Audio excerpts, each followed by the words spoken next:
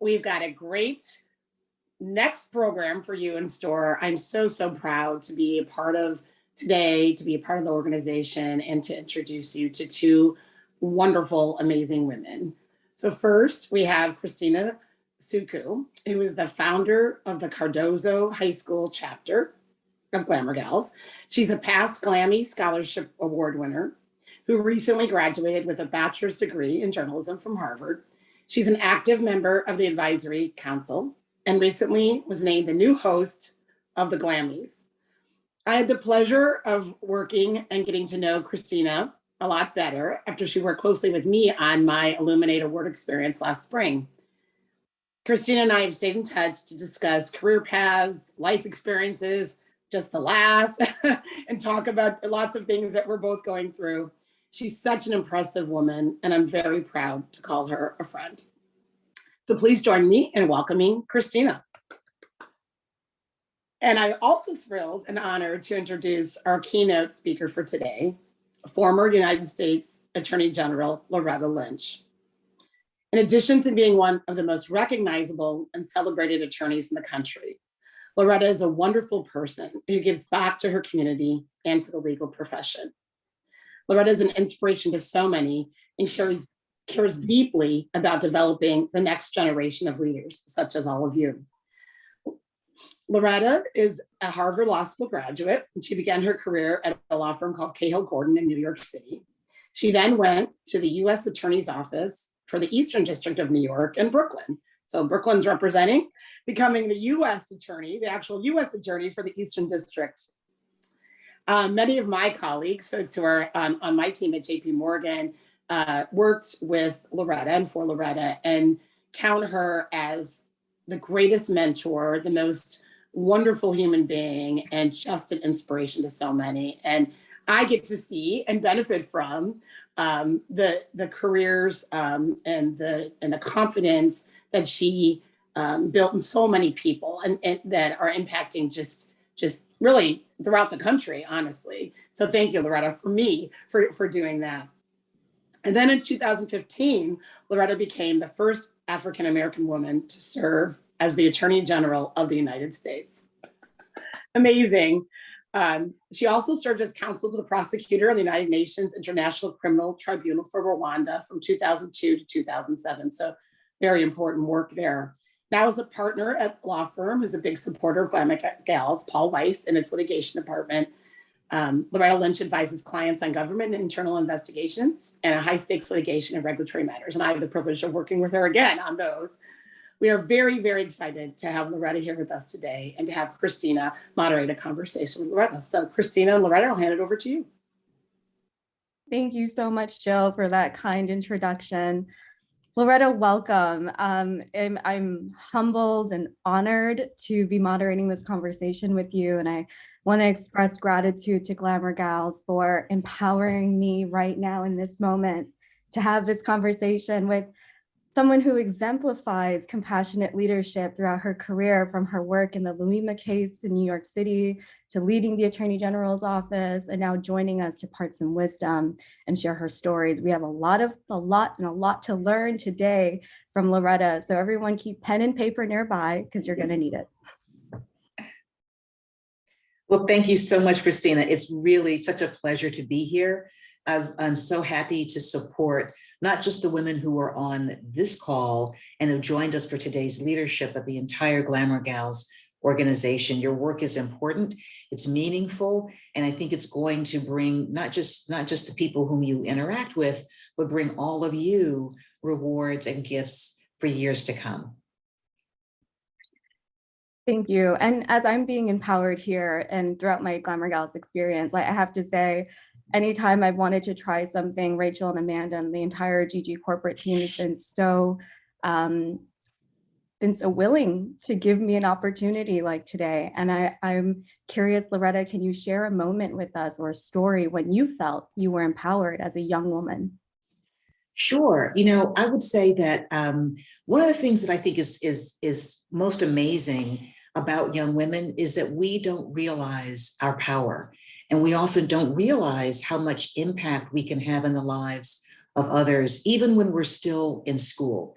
And when I was in, now it's called middle school, I will tell you that when I was coming up, we called it junior high. Yes, I'm that old, but when I was in junior high school, some of my teachers came to a group of us, it wasn't just me, and they asked us if we would like to get involved in tutoring some elementary school students.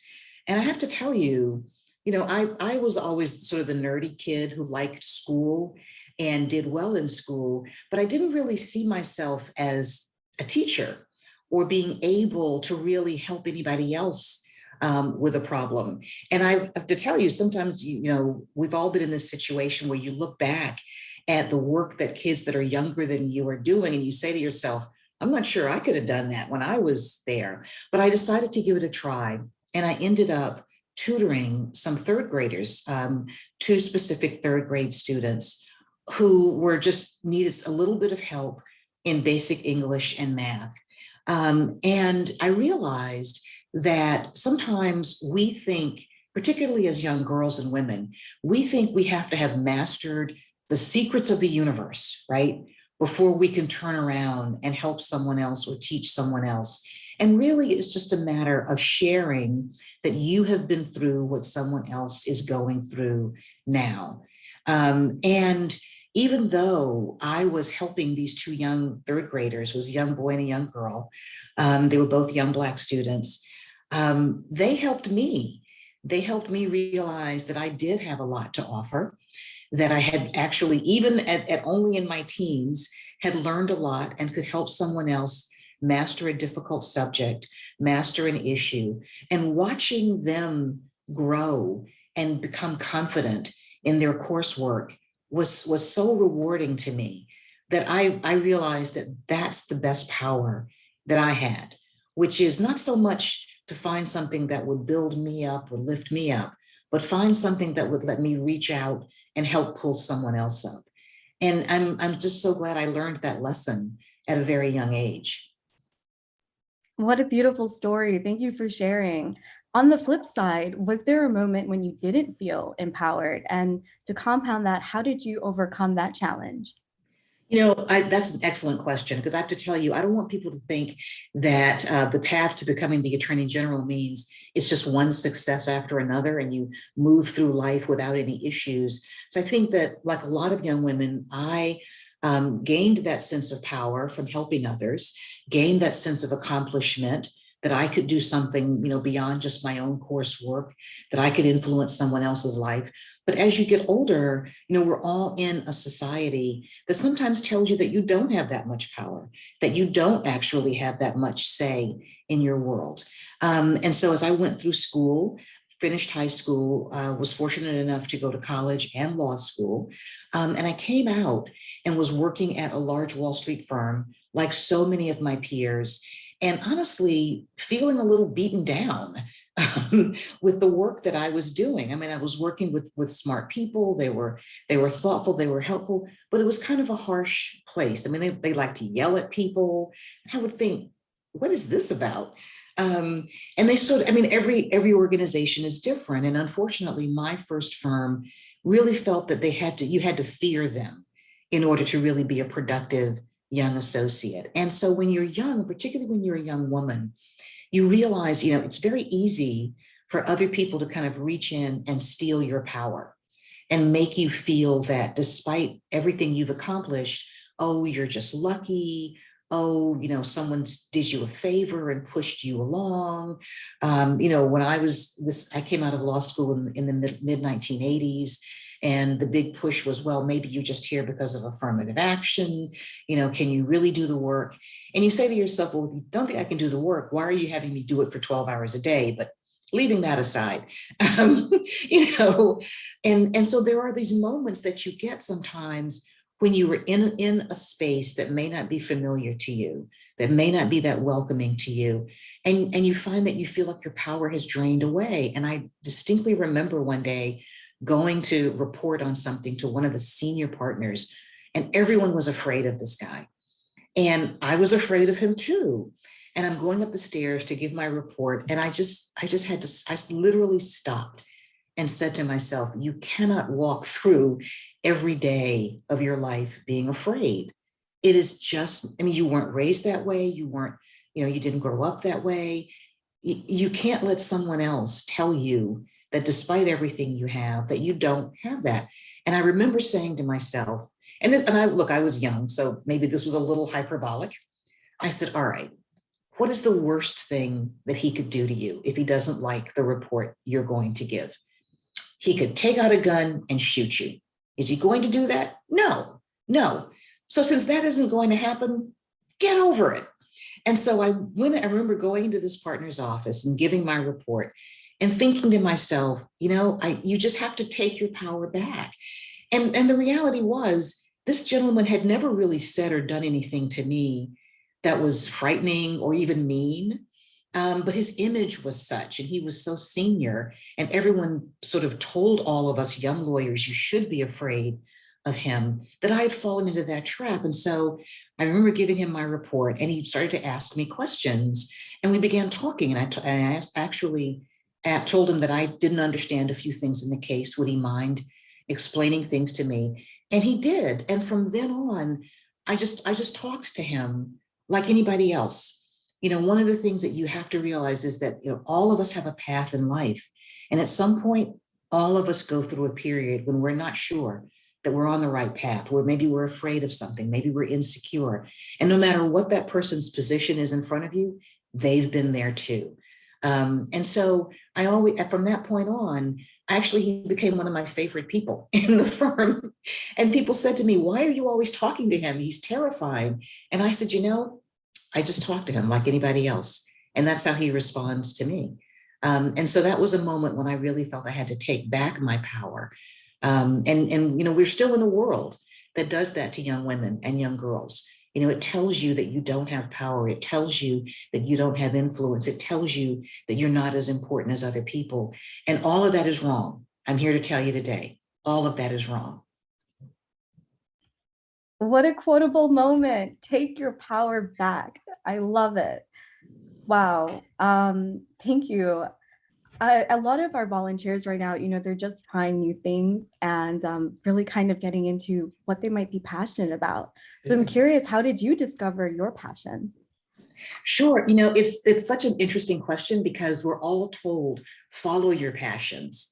And so many people will say, how do I find my passion? I don't know what I'm passionate about, particularly when you're at the beginning of your career or you're still in school. And, there's so many things that you're obligated to do in terms of coursework that you feel like, I don't really have time to find a passion. So what I would say, first and foremost, is relax. It will all come to you in time. Go back to the breathing exercises that we had at the beginning of this workshop, and then think about the workshop that we just went through about empowering yourselves and the message about not worrying about things, and realize that what you're doing is, when you're in school, you're learning the foundation of ways to explore different options. I found my passion early on. I didn't really realize when I was in junior high school, when I was tutoring the elementary school students, that part of my passion would become sharing knowledge, sharing information, teaching people in a way. As a trial lawyer, that's what you do with a jury. It's, let me take this complicated case and explain it so that you understand, certainly in my role as a prosecutor, how this particular defendant harmed someone, how what they did was wrong, it was against the law, what was the problem with what they did. And so you try different things. And when you first finish school, there's often a number of clear established paths for you. And sometimes people worry, am I giving up by taking that first path, that first job, that first going to a law firm, going to college even? Is that something that I need to do? And what I'll say is, you try it because you're learning the basics and the foundation of what you want to do. And then that gives you the foundation to try something else. The most important thing that you'll ever learn in life, from school and from any job you have, is not just what you like, but what you don't like. And you don't learn that until you try something. And there's sometimes there are opportunities that you will get that sound perfect on paper. Like, oh, this is the position for me. When I was actually in college, I wasn't sure that I wanted to go to law school. I thought I wanted to go to journalism school and be a television producer and make important films and documentaries and tell people stories that way. And so I actually did an internship. I worked for a summer at one of the television networks, and I talked to a lot of people about what their job was like. And I realized that it didn't really connect to me.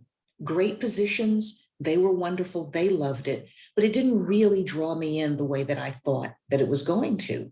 And when I first went to law school, I thought, I'm going to go to Wall Street, mainly because I had a lot of loans to pay off, quite frankly. And also my parents had sacrificed so much to send me to college, to send me to law school. And you feel like, you want to make them proud of you, and you want to do something that's sort of standard and is what people expect you to do. And then after a while there, I realized I learned a lot. And once I learned a lot, it was time to move on. And I just had to make a leap. And I told my family, I've talked to a lot of people, and I want to go into public service. And their view was, you're never going to make any money. And that's important sometimes, particularly when all of us come from families that don't have a lot. At least my family did not. And particularly when they sacrifice to give you things, you feel this responsibility, to follow the path that they would make them proud. But you have to realize, I remember my mother said to me, the important thing is that you're happy, that you are finding what you need to do. You can't live for other people. And I remember saying to my family, look, you've given me so much. And yes, I've been so fortunate. But if all I can ever do with everything that you've given me is only one thing in life, work at one place, then that's how I'd be wasting these opportunities.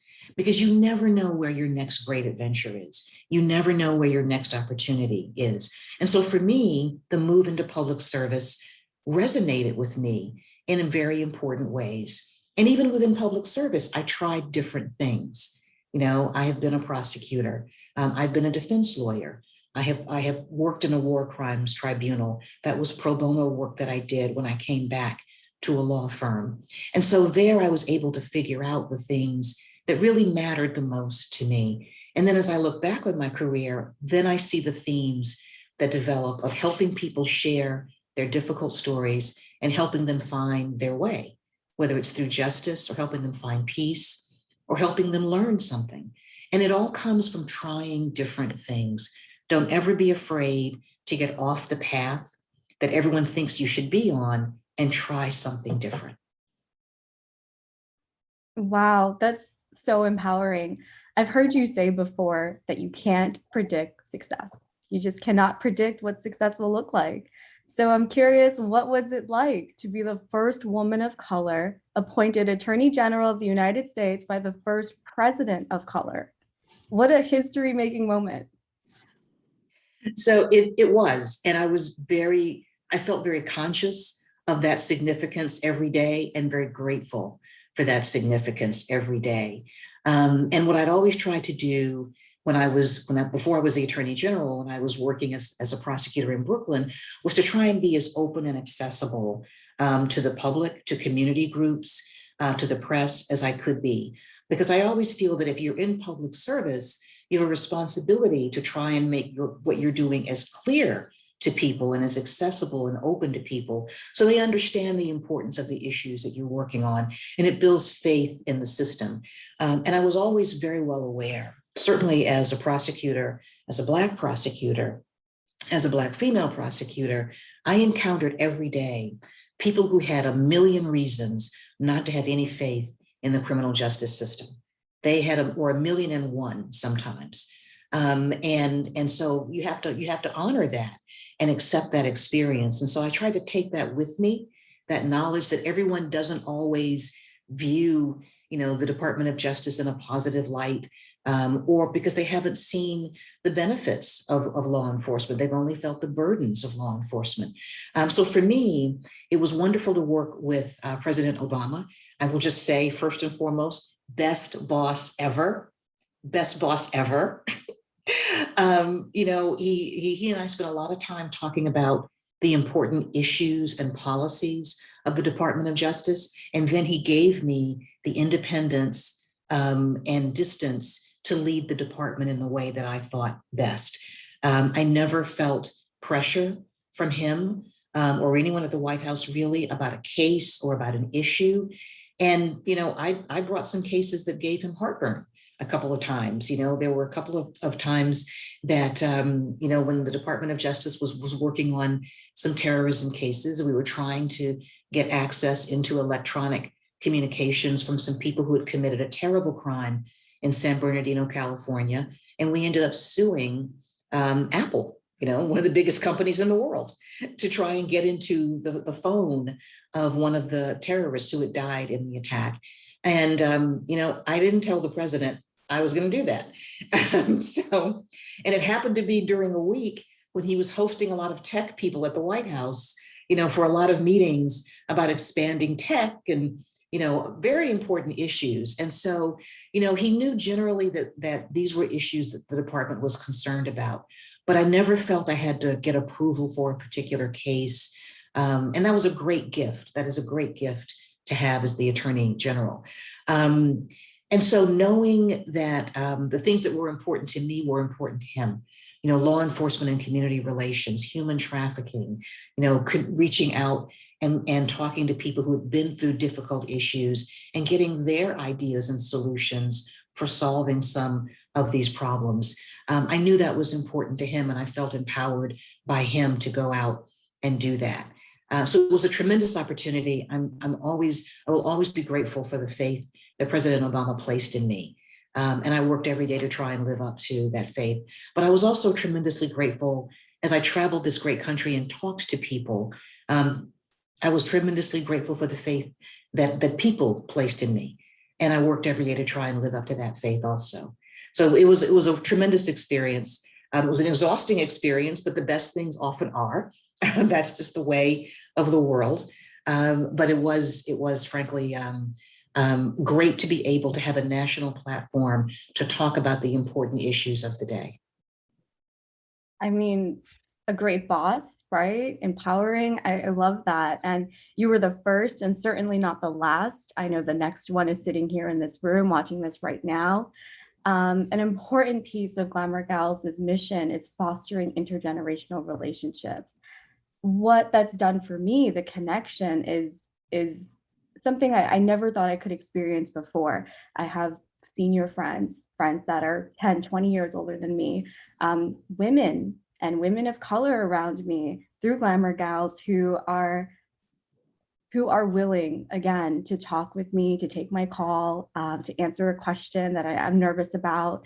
And in our program, as we're fostering intergenerational connections between our volunteers and seniors in care, some volunteers are lucky enough to have incredible relationships with their elders.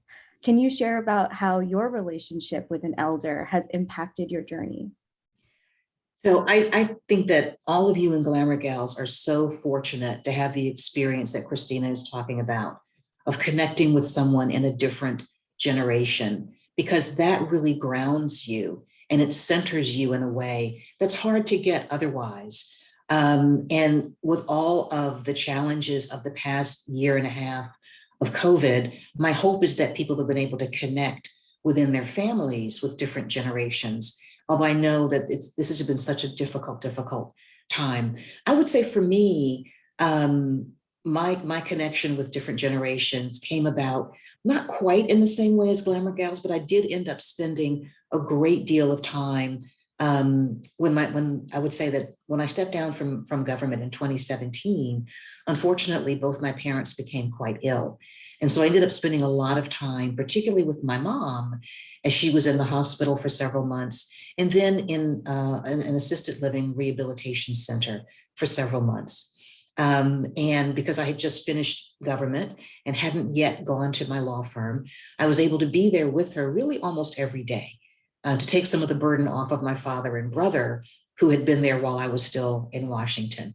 And particularly when she was in the rehabilitation center, I actually found myself connecting with so many of the other residents who were there. And I found myself actually reconnecting with my high school guidance counselor, who was actually living in the assisted living portion of the location. And I had the opportunity to tell my high school guidance counselor what she had meant to me, and how I appreciated that she always had faith in me. My high school guidance, she's no longer living. So to have that opportunity was so incredibly meaningful. And just to be able to spend time with her and get to know her family, and to share with her how important it was. My high school guidance counselor was obviously older than I was when I was in high school. She was a white woman, Southern woman from a long tradition of, not necessarily empowering young Black girls. And when I was in high school in the 1970s, there were a lot of challenges for those of us who were seen to excel.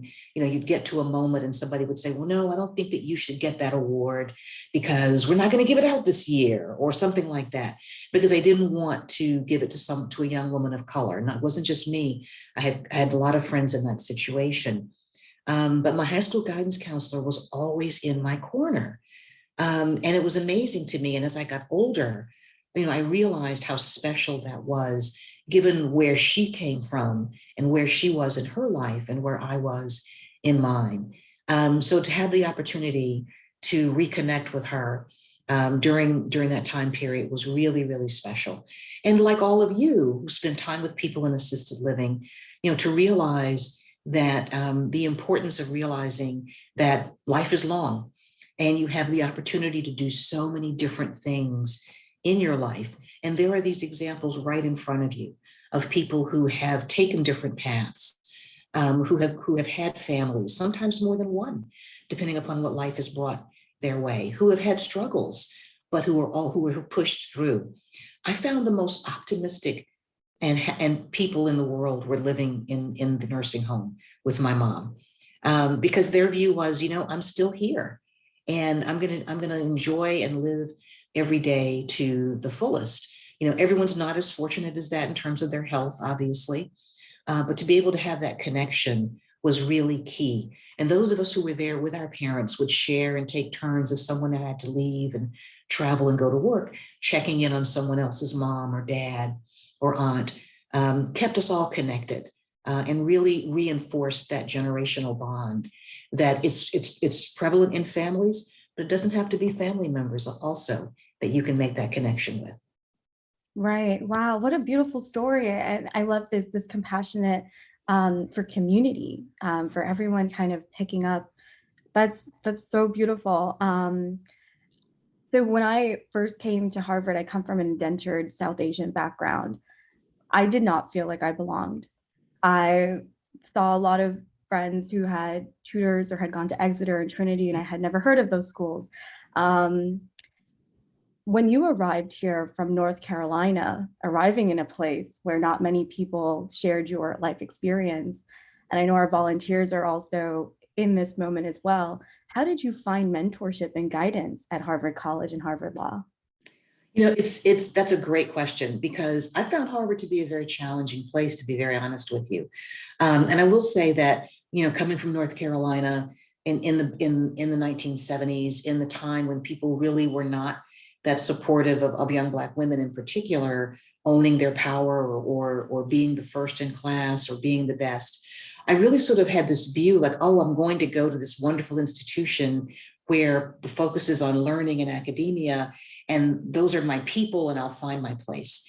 And when I got to Harvard, I discovered, I think what all of you are going to discover, which is people are pretty much the same everywhere you go. Everywhere you go, you take yourself with you.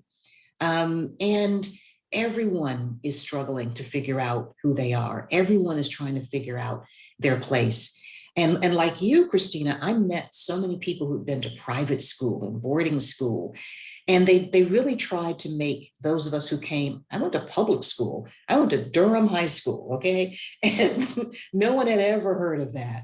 And those of us who came from a public school background, not even from New York, it was, how did you get in? People would literally ask you these questions. And when you're young and trying to sort of fit in and feel your way, sometimes you feel like I have to answer that question. And you feel like you have to justify yourself. I mean, I remember vividly people saying to me, oh, it's so wonderful that you're here because I'm sure you were the first person in your family to go to college. Well, some of my friends were, but I was not. My parents both went to HBCU in North Carolina. They went to college. And so, you have this sense, you hit this wall of people who look at you and try and define you. And you realize early on, I remember the person I always turned to was my mother after many of these experiences. And even my own counselor, my own academic counselor, telling me that he viewed me in this special category. And because he had been assigned all of a number of kids who in those days, people used the term handicapped, as opposed to differently abled or disabled.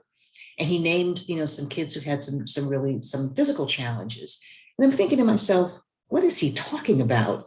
And I realized he considered me disabled, because I was a young Black woman from the South. And this is the guy who's supposed to be giving me academic advice on how to succeed.